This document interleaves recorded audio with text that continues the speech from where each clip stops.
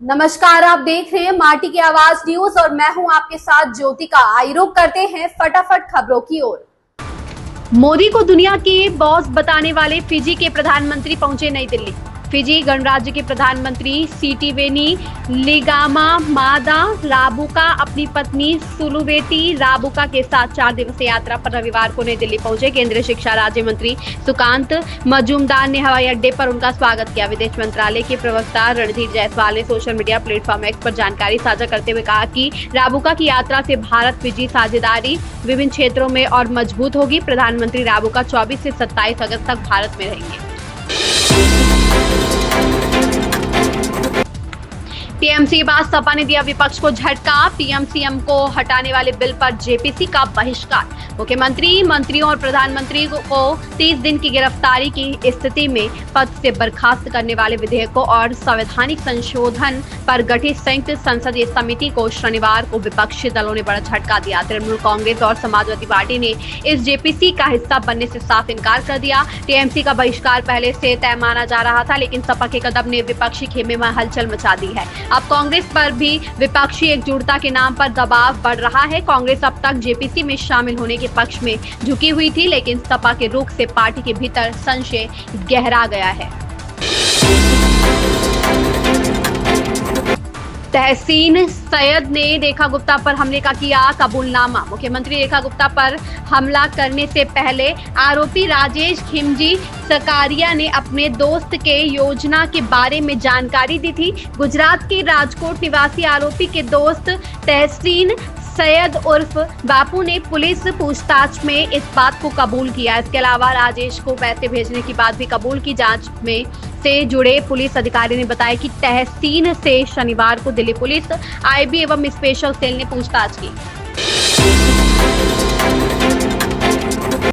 महाराष्ट्र के उप मुख्यमंत्री अजित पवार ने कहा, भारत पाक मैच कोई विशेष मुद्दा नहीं। भारत पाकिस्तान क्रिकेट मैच को लेकर राजनीतिक तनातनी तेज हो गई है, जिसमें पक्ष और विपक्ष एक दूसरे पर आरोप प्रत्यारोप लगा रहे हैं। इसी बीच महाराष्ट्र के उप मुख्यमंत्री अजित पवार ने बड़ा बयान दिया है। उन्होंने कहा कि विपक्ष को भारत पाकिस्तान क्रिकेट मैच जैसे गैर महत्वपूर्ण मुद्दों पर चर्चा करने की बजाय भारी बारिश से फसलों को हुए नुकसान और यातायात जाम जैसे अहम मुद्दों पर ध्यान देना चाहिए। तेजस्वी यादव पर एफआईआर के सवाल पर बोले केंद्रीय मंत्री नित्यानंद राय। बिहार के पूर्व उप मुख्यमंत्री और आरजेडी नेता तेजस्वी यादव के खिलाफ महाराष्ट्र में दर्ज एफआईआर पर केंद्रीय मंत्री नित्यानंद राय ने प्रतिक्रिया दी है। उन्होंने कहा, तेजस्वी यादव हमेशा प्रधानमंत्री नरेंद्र मोदी के खिलाफ अभद्र भाषा का इस्तेमाल करते हैं। इससे बिहार की जनता को बहुत ठेस पहुंचती है। प्रधानमंत्री नरेंद्र मोदी के प्रयासों से बिहार में 2.5 से 3 करोड़ लोग गरीबी से बाहर आए हैं। गरीबी मिटाने वाले प्रधानमंत्री को भ्रष्टाचार में लिप्त कोई नेता अपशब्द कहे तो गरीबों को ठेस पहुंचाना स्वाभाविक है। भारत का समर्थन करने वाले ट्रंप के पूर्व सलाहकार जॉन बोल्टन के घर पर छापे। अमेरिकी खुफिया और सुरक्षा एजेंसी एफबीआई के एजेंटों ने शुक्रवार को राष्ट्रपति डोनाल्ड ट्रंप के पूर्व सुरक्षा सलाहकार जॉन बोल्टन के घर और दफ्तर पर छापा मारा। गोपनीय दस्तावेजों से जुड़े एक मामले में उनके खिलाफ ये कार्रवाई की गई है। बोल्टन ट्रंप की नीतियों के समर्थक थे, लेकिन बाद में उनसे विवाद हो गया और उन्होंने पद छोड़ दिया था। बोल्टन रूस यूक्रेन युद्ध के मुद्दे पर ट्रंप की नीतियों के मुखर आलोचक रहे हैं। हाल के दिनों में वे भारत पर लगाए गए ट्रंप के टैरिफ का भी कड़ा विरोध करते नजर आए। दिल्ली में अगले 5 दिन बारिश। यूपी के 40 जिलों में अलर्ट। बिहार से लेकर बंगाल तक बरसेंगे मेघ। मानसून के प्रभाव से देश भर में बरसात हो रही है। अब मौसम विभाग ने चेताया कि अगले 24 घंटे में बंगाल की खाड़ी में नया निम्न दबाव क्षेत्र बनने जा रहा है। इस नए वेदर सिस्टम के कारण पूर्वी से लेकर पश्चिमी भारत तक में मूसलाधार बरसात हो सकती है। शनिवार को देर रात दिल्ली एनसीआर में मूसलाधार बारिश देखने को मिली। मौसम विभाग ने आज भी देश की राजधानी में बारिश की संभावना जताई है।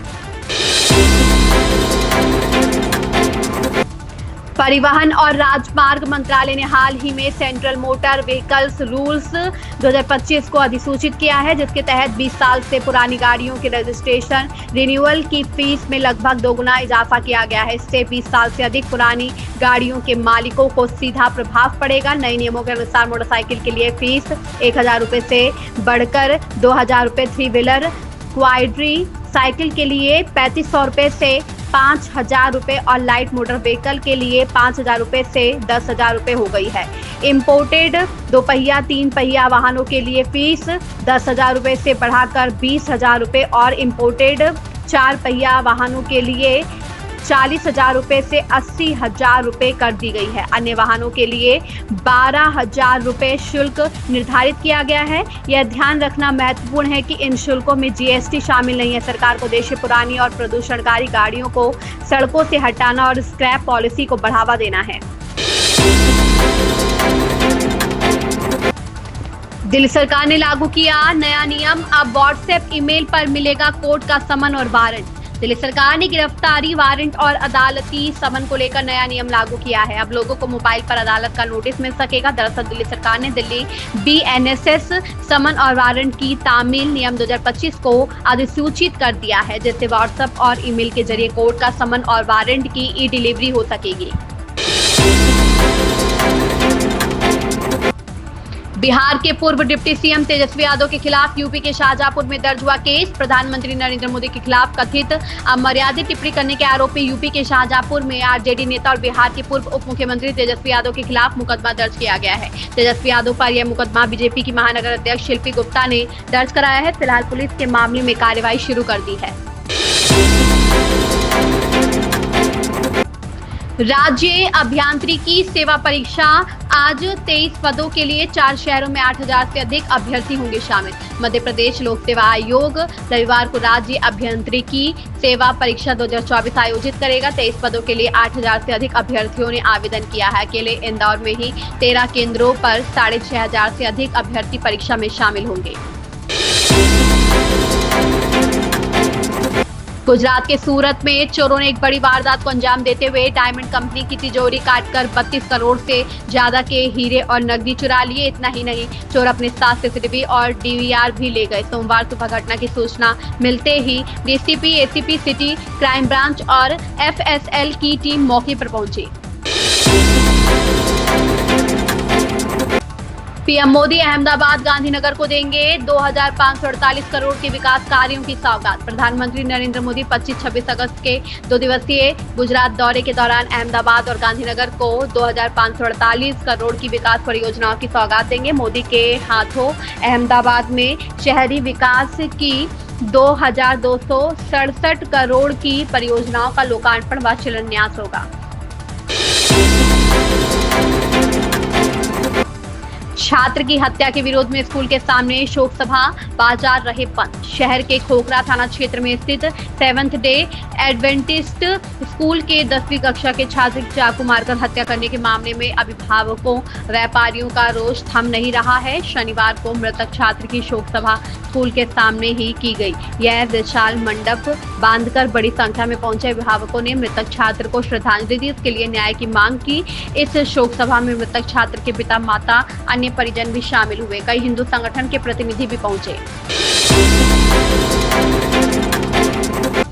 अहमदाबाद अब उन्नत स्वास्थ्य सेवाओं का केंद्र बन गया। स्वास्थ्य मंत्री ऋषिकेश पटेल ने अपोलो अस्पताल में variant true beam radiotherapy system का प्रारंभ करते हुए कहा कि अहमदाबाद अब उन्नत स्वास्थ्य सेवाओं का केंद्र बन गया है। यहाँ न केवल गुजरात बल्कि पड़ोसी राज्यों और विदेशों से भी इलाज के लिए मरीज आते हैं। ये गुजरात में कैंसर उपचार के क्षेत्र में बड़ा कदम माना जा रहा है। इस नई प्रणाली से कैंसर मरीजों को अधिक सटीक, तेज और सुरक्षित इलाज मिल सके।